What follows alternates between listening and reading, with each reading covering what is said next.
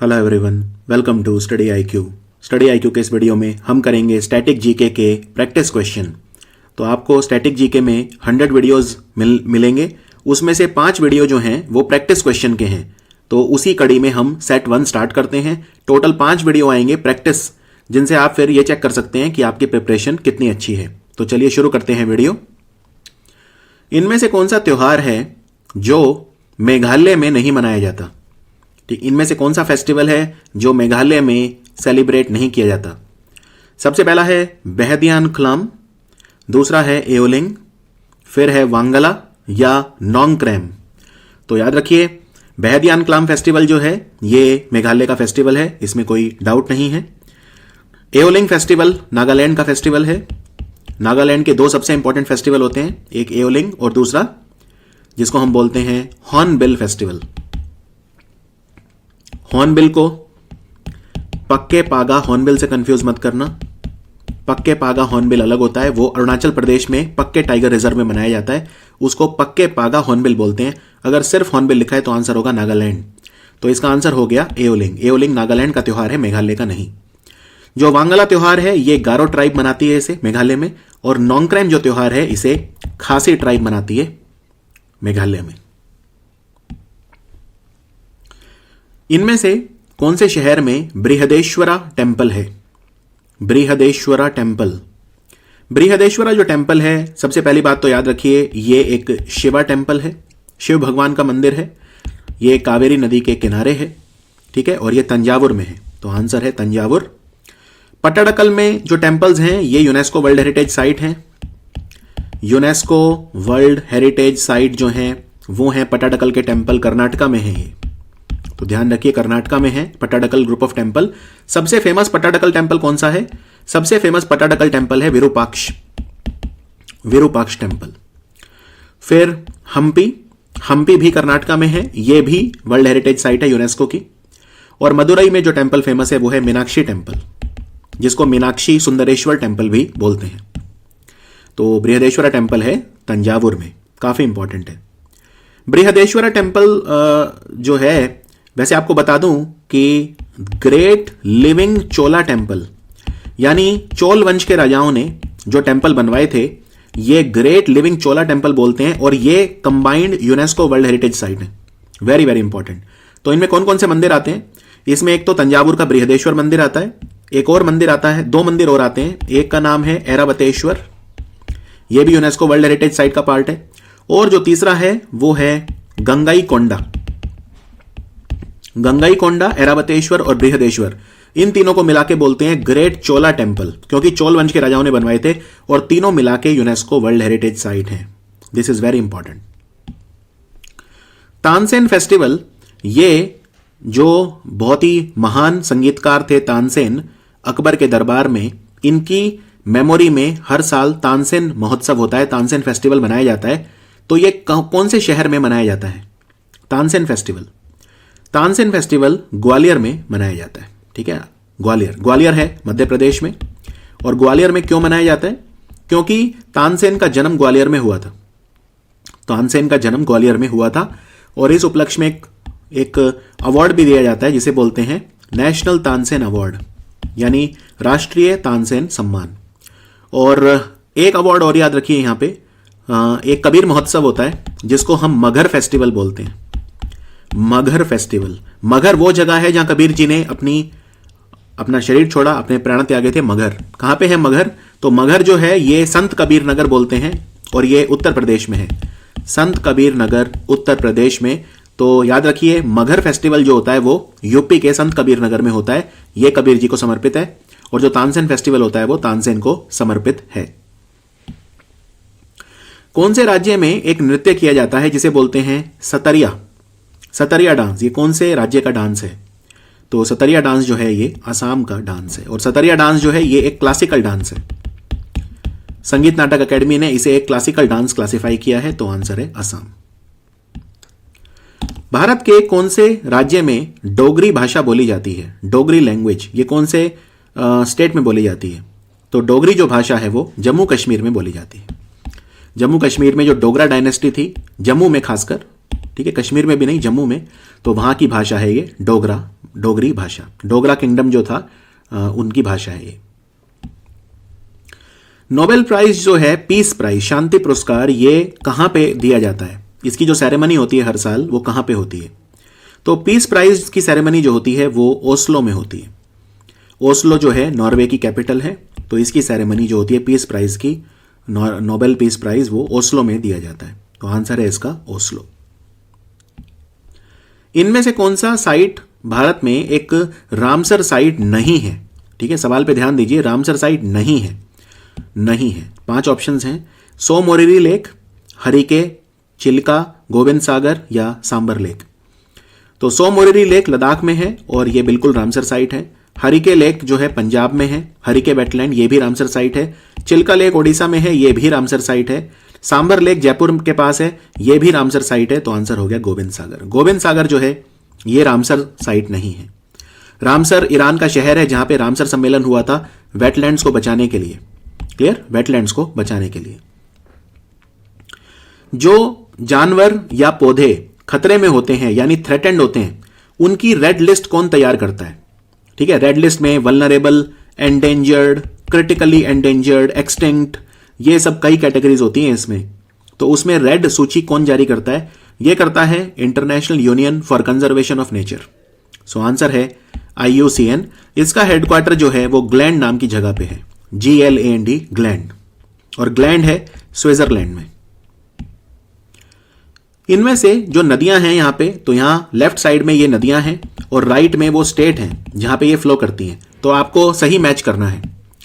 तो सबसे पहले है स्पीति, फिर है नुब्रा, फिर है तीस्ता, फिर है बनास और फिर है Kaveri.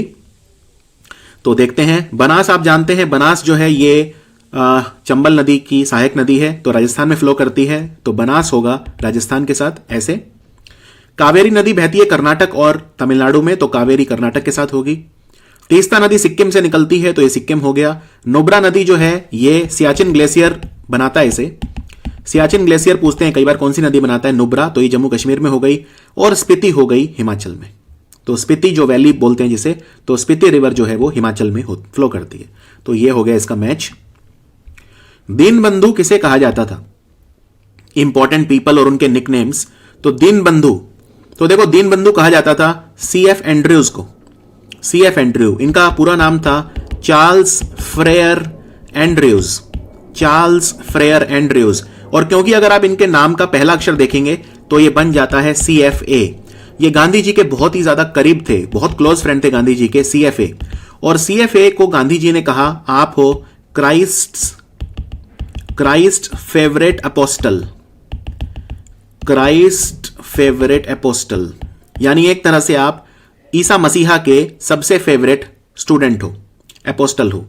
Christ CFA, Christ favourite apostle CFA। Clear? तो ये गांधी जी ने इन्हें कहा था कि आप क्राइस्ट फेवरेट अपोस्टल हो, गांधी जी के क्लोज फ्रेंड थे। तो दीनबंधु जो है नाम था CF एंड्रयूज का। यहां पे कई बार ये भी पूछते हैं कि देशबंधु नाम किसका था? दीनबंधु होता है गरीबों का दोस्त, दीन मतलब होता है गरीब, बंधु मतलब दोस्त, गरीबों का दोस्त CF एंड्रयू। लेकिन देशबंधु बोलते थे चितरंजन दास को। तो तब आंसर हो जाएगा चितरंजन दास। यहां पे देशबंधु नहीं पूछ रहे, यहां पे दीनबंधु पूछ रहे हैं, तो दोनों में काफी फर्क है। भारत के किस राज्य में एक कला होती है जिसे बोलते हैं यक्षगण? यक्षगण जो कला है, जो आर्ट है, डांस भी होता है इसमें, एक नृत्य भी होता है। तो ये जो आर्ट है ये है कर्नाटक की। सो आंसर है कर्नाटक की जो कला है उसको बोलते हैं यक्षगण। खजुराहो के जो मंदिर हैं वो कौन से राजा ने बनवाए थे? खजुराहो के जो मंदिर हैं वो किसने बनवाए थे? देखो खजुराहो के जो मंदिर हैं, पहली बात तो वो मध्य प्रदेश में है, ये आपको याद रखना है कि ये मध्य प्रदेश में है। दूसरी बात, ये जो मंदिर हैं ये छतरपुर डिस्ट्रिक्ट में है मध्य प्रदेश के, और ये हिंदू और जैन टेम्पल्स हैं, हिंदू और जैन, और ये बनवाए थे चंदेल वंश ने। तो आंसर है चंदेला डायनेस्टी, इसके राजा ने बनवाए थे, और 885 और 1050 साल के बीच में बनवाए थे। 885 AD से लेकर 1050 AD के बीच में बने थे ज्यादातर खजुराहो के मंदिर। और ये एक यूनेस्को वर्ल्ड हेरिटेज साइट भी है, यूनेस्को वर्ल्ड हेरिटेज साइट भी है खजुराहो के मंदिर। मध्य प्रदेश में 3 यूनेस्को वर्ल्ड हेरिटेज साइट है। एक तो सांची स्तूपा है, एक है भीमबेटका की गुफाएं और एक है खजुराहो के मंदिर। इनमें से कौन से राज्य में आपको मिलेगी नंदा देवी पीक, यानी जो पर्वत है नंदा देवी, वो आपको कौन से, ये दुनिया की सबसे ऊंची पीक्स में से है नंदा देवी, तो ये आपको मिलेगी उत्तराखंड में। और उत्तराखंड में ये एक यूनेस्को वर्ल्ड हेरिटेज साइट भी है नंदा देवी, और उत्तराखंड में एक वैली ऑफ फ्लावर्स है, फूलों की घाटी, और वो भी यूनेस्को वर्ल्ड हेरिटेज साइट है। तो नंदा देवी बिलोंग्स टू उत्तराखंड। राजपीपला, मैकाल और महादेव के पहाड़ ये कौन से पर्वत श्रृंखला का हिस्सा हैं? Rajpipla hills, Maikal hills and Mahadev hills ये कौन सी रेंज में आते हैं? विंध्या, शिवालिक, नीलगिरी या सतपुरा? तो ये सारे जो हैं ये सतपुरा का पार्ट है। क्लियर? सतपुरा का पार्ट है ये। और राजपीपला वाले जो हैं ये गुजरात और मध्य प्रदेश, मैकाल वाले मध्य प्रदेश, महादेव वाले जो हैं अगेन मध्य प्रदेश, छत्तीसगढ़, थोड़ा सा पार्ट जो है ये ईस्ट इंडिया में भी एक्सटेंड करते हैं। तो राजपीपला वाले इनमें सबसे वेस्ट में है, महादेव वाले सबसे ईस्ट में है। सतपुरा रेंज का पार्ट है। और सतपुरा रेंज जो है इसकी सबसे हाईएस्ट पीक कौन सी है? सतपुरा रेंज की सबसे ऊंची चोटी है धूपगढ़। धूपगढ़ जो है ये पंचमढ़ी के पास है। पंचमढ़ी जो मध्य प्रदेश में है, पंचमढ़ी महादेव की पहाड़ियों में है, ठीक है, मध्य प्रदेश में। और विंध्या का पार्ट कौन सी हिल्स हैं? अगर मैं एक दो पूछूं, जैसे भरनेर हिल्स हैं वो विंध्या का पार्ट है, या फिर जो कैमूर हिल्स हैं, कैमूर ये भी विंध्यास का पार्ट है, मध्य प्रदेश में, बिहार में कैमूर जो हिल्स हैं। और विंध्यास की सबसे ऊंची चोटी को बोलते हैं सद्भावना शिखर। सद्भावना शिखर।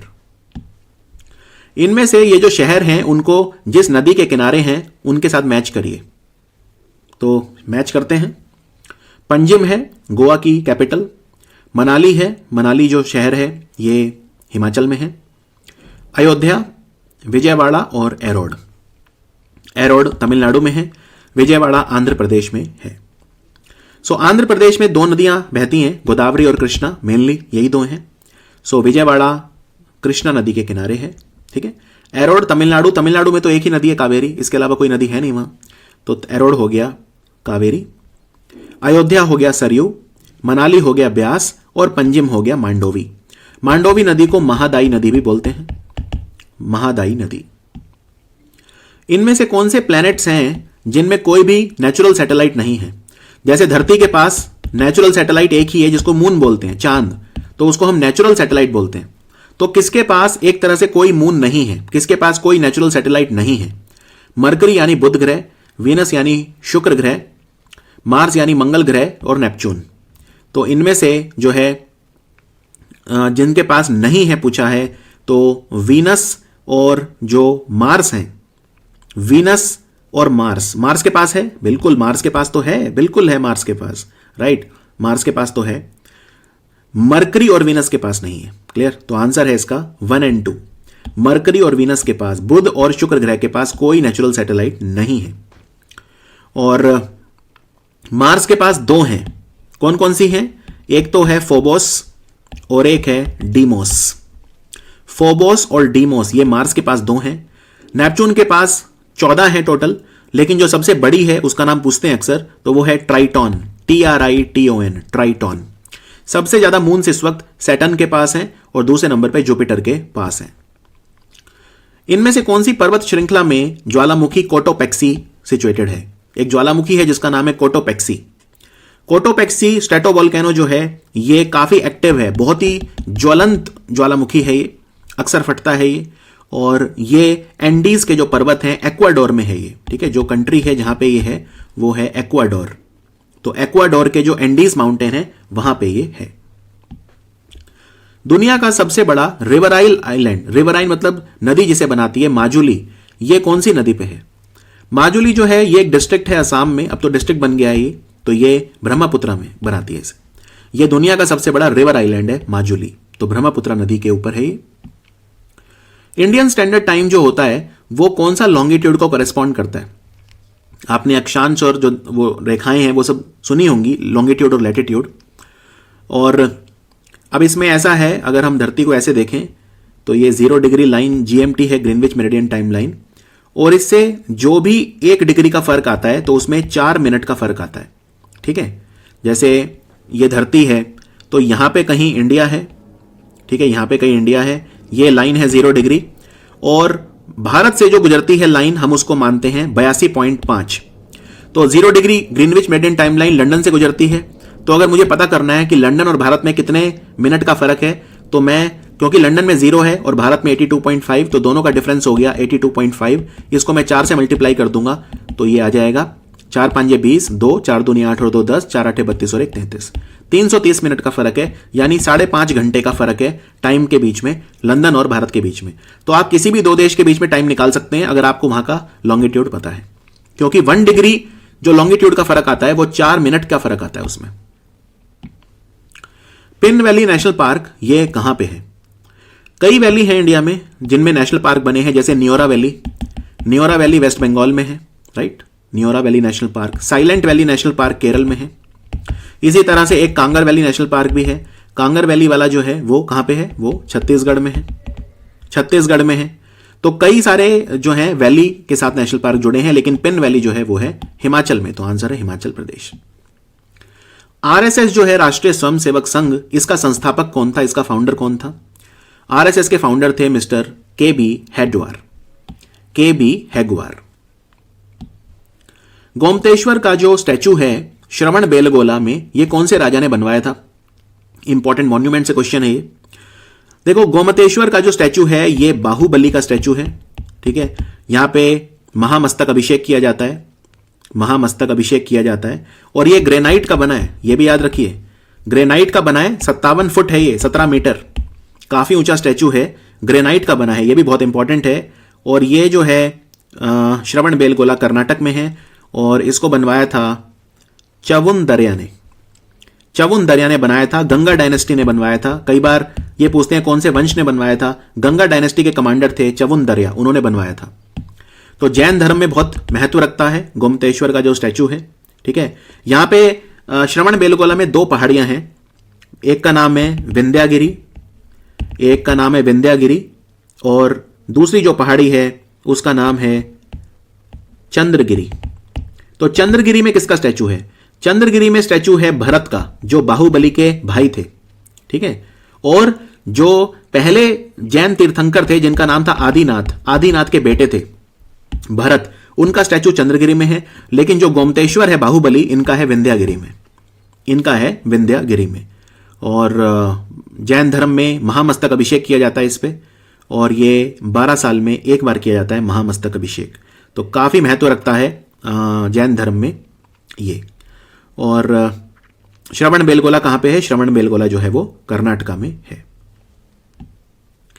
इनमें से कौन सा एक यूनेस्को वर्ल्ड हेरिटेज साइट नहीं है? ठीक है, UNESCO world heritage site, UNESCO विश्व विरासत स्थल नहीं है, नॉट। अजंता और एलोरा की गुफाएं महाराष्ट्र में है ये। नालंदा महाविहार ये बिहार में है। सूर्य मंदिर मोढेरा, सन टेम्पल मोढेरा, ठीक है, मोढेरा वाला जो है ये अहमदाबाद में है, मोढेरा। और बिष्णुपुर के मंदिर ये वेस्ट बंगाल में है, टेम्पल्स एट बिष्णुपुर। तो इनमें से यूनेस्को वर्ल्ड हेरिटेज साइट कौन सा नहीं है? अजंता एलोरा की गुफाएं ये तो हैं, नालंदा महाविहार भी है। सन टेम्पल जो है वो कोणार्क वाला, उड़ीसा वाला है वर्ल्ड हेरिटेज साइट, मोढेरा वाला नहीं है। मोढेरा जो है ये मेहसाना डिस्ट्रिक्ट में आता है गुजरात के, और सन टेम्पल मोढेरा चालुक्य वंश के राजाओं ने बनवाया था, ये वर्ल्ड हेरिटेज साइट नहीं बना है। टेम्पल्स ऑफ बिष्णुपुर ये भी नहीं है, बिष्णुपुर के जो मंदिर है बंगाल में ये भी वर्ल्ड हेरिटेज साइट नहीं है। तो इसमें आंसर हो गया 3rd और 4 यानी ऑप्शन सी। इनमें से कौन सा डांस है जो क्लासिकल डांस नहीं है? ठीक है, संगीत नाटक अकेडमी के द्वारा आप जानते हैं कुछ डांस ऐसे हैं जो क्लासिकल डांस डिक्लेयर करे गए हैं, इनमें से वो क्लासिकल नहीं है। पहला है मोहिनी अट्टम, मोहिनी अट्टम, दूसरा है कथकली, फिर है बिहू, और फिर है सतरिया। सो मोहिनी अट्टम जो है ये केरला का क्लासिकल डांस है, ये तो है। कथकली भी केरला का क्लासिकल डांस है, ये भी है। बिहू एक फोक डांस है, बिहू फेस्टिवल में जो डांस होता है बिहू डांस, तो वो फोक डांस है, वो क्लासिकल नहीं है। तो इसका आंसर हो गया बिहू। सतरिया भी क्लासिकल डांस है। इनमें से कौन सी गुफा है जिसका सही करेक्टली मैच नहीं किया गया उसकी लोकेशन के साथ? केव, केव मतलब गुफा। ठीक है, सबसे पहला है बाग केव्स। बाग केव्स मध्य प्रदेश में है। सासपॉल केव्स लद्दाख में है। जोगी मारा केव्स छत्तीसगढ़ में है और सिताना वसल केव्स जो हैं वो महाराष्ट्र में हैं। तो कौन सी गुफाएं हैं जो सही मैच नहीं की गई हैं, तो देखते हैं। सबसे पहले बाघ केव्स, क्या ये मध्य प्रदेश में है? यस, बिल्कुल, बाघ केव्स जो है वो मध्य प्रदेश में है। सासपोल केव्स लद्दाख में है, यहां पे पेंटिंग भी की गई है कई तरह की, ये बिल्कुल ठीक है। जोगी मारा केव्स छत्तीसगढ़ में है, हाँ ये भी बिल्कुल ठीक है। सिताना वसल केव्स महाराष्ट्र में है, नहीं, महाराष्ट्र में और बहुत तरह की केव्स हैं, अजंता, एलोरा, एलिफेंटा केव्स वगैरह, लेकिन सिताना वसल जो है ये तमिलनाडु में है। सिताना वसल केव्स जो है ये तमिलनाडु में है, याद रखिए। और छत्तीसगढ़ में एक और केव्स हैं बहुत इंपॉर्टेंट, कुटमसर केव्स, कुटमसर केव्स। इनमें से कौन सा सही मैच किया हुआ है? यहां पे रिसर्च सेंटर दिए हैं और शहरों के नाम दिए हैं। Indian veterinary research institute Bareilly में है, Indian veterinary research institute. Central avian research institute of India भी बरेली में है। Central institute of fresh water aquaculture Bhubaneswar में है और central potato research institute Shimla में है। इनके हिंदी में भी नाम होते हैं जैसे केंद्रीय आलू अनुसंधान संस्थान इत्यादि, इस तरह से, या ये सारे ही ठीक हैं।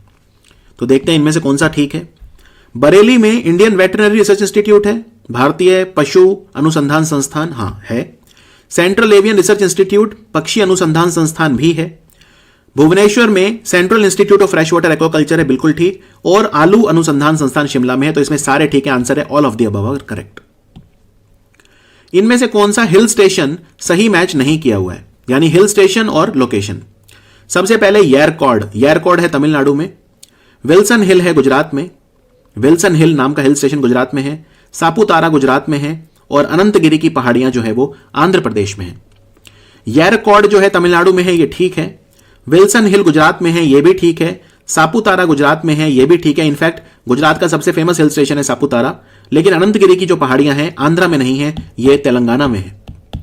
तो इसका आंसर हो गया अनंतगिरी हिल्स। इनमें से कौन सा रिपोर्ट और ऑर्गेनाइजेशन सही मैच नहीं है? ठीक है, वर्ल्ड सिटीज रिपोर्ट निकालता है UNESCO, world cities report. IMF international monetary fund एक रिपोर्ट निकालता है, global financial stability report. IMF एक और रिपोर्ट निकालता है, वर्ल्ड इकोनॉमिक आउटलुक। और वर्ल्ड बैंक रिपोर्ट निकालता है, ग्लोबल इकोनॉमिक प्रोस्पेक्ट्स। तो इनमें सही मैच कौन सा नहीं है? तो world bank global economic prospects निकालता है, यह बिल्कुल ठीक है। आईएमएफ वर्ल्ड इकोनॉमिक आउटलुक निकालता है, यह भी ठीक है। IMF global financial stability report निकालता है, यह भी ठीक है। वर्ल्ड सिटीज रिपोर्ट यूनेस्को नहीं देता, इसको देता है यूएन हैबिटेट। जो संस्था देती है वो है यूएन हैबिटेट, तो पहला ऑप्शन गलत है। इनमें से कौन सा स्टेटमेंट के बिरला फाउंडेशन के बारे में ठीक है? ओके, गलत है, रॉन्ग है। के बिरला फाउंडेशन जो है भारत में बहुत सारे पुरस्कार देता है, तो शंकर पुरस्कार वो देता है हिंदी के लिए। शंकर पुरस्कार यानी कोई किताब या कोई भी वर्क हो हिंदी में, उसके लिए मिलता है। वचस्पति पुरस्कार मिलता है संस्कृत के लिए। जेडी बिरला पुरस्कार मिलता है साइंटिफिक रिसर्च के लिए, वैज्ञानिक शोध के लिए। और बिहारी पुरस्कार मिलता है भोजपुरी और मैथिली में कार्य करने के लिए। कौन सा सही नहीं है, रॉन्ग कौन सा है वो पूछा है, तो देखते हैं। शंकर पुरस्कार हिंदी के लिए दिया जाता है, बिल्कुल ठीक है ये। वचस्पति पुरस्कार संस्कृत के लिए, ये भी ठीक है। जेडी बिरला अवार्ड मिलता है साइंटिफिक रिसर्च के लिए, ये भी ठीक है। बिहारी पुरस्कार याद रखिए हिंदी और राजस्थानी के लिए मिलता है, हिंदी और राजस्थानी के लिए मिलता है, भोजपुरी मैथिली के लिए नहीं मिलता। और ये बिहारी पुरस्कार एक कवि थे जिनका नाम था बिहारी, ये राजस्थान के थे, बिहार के नहीं थे, पर नाम इनका बिहारी था, तो उनकी याद में दिया जाता है बिहारी पुरस्कार। तो हिंदी और राजस्थानी के लिए मिलता है, ठीक है। वैसे व्यास सम्मान और सरस्वती सम्मान ये दोनों भी के बिरला फाउंडेशन देता है, तो के बिरला फाउंडेशन ये इतने सारे अवार्ड देता है, व्यास सम्मान, सरस्वती सम्मान, शंकर, वचस्पति, जेडी बिरला और बिहारी पुरस्कार। इनमें से कौन सा अवार्ड और कंट्री सही मैच नहीं है, यानी कौन सा पुरस्कार कौन से कंट्री के द्वारा दिया जाता है वो सही मैच नहीं किया हुआ है, नॉट। वुल्फ प्राइज इजराइल के द्वारा दिया जाता है। कावली प्राइज नॉर्वे के द्वारा दिया जाता है। क्रिस्टोफर मैरिये प्राइज फ्रांस के द्वारा दिया जाता है। और पुलिट्जर प्राइज कोलंबिया के द्वारा दिया जाता है। तो देखते हैं, पुलिट्जर प्राइज जो है कोलंबिया के द्वारा दिया जाता है, नहीं, कोलंबिया तो कंट्री है। पुलिट्जर प्राइज कोलंबिया यूनिवर्सिटी के द्वारा दिया जाता है जो अमेरिका में है, तो पुलिट्जर प्राइज अमेरिका में दिए जाते हैं, कोलंबिया यूनिवर्सिटी। और ये जो कोलंबिया है इसमें कोलंबिया की स्पेलिंग होती है COLO, और जो कोलंबिया यूनिवर्सिटी है इसमें स्पेलिंग होती है COLU। कोलंबिया कंट्री है, यहां पे मैं कोलंबिया यूनिवर्सिटी की बात कर रहा हूं जो अमेरिका में, तो पुलिट्जर प्राइज अमेरिका देता है, तो आंसर डी हो गया, डी गलत है, बाकी तीनों ठीक है। वुल्फ प्राइज इजराइल देता है, कावली प्राइज नॉर्वे देता है, और क्रिस्टोफ मैरिये प्राइज जो है वो फ्रांस देता है।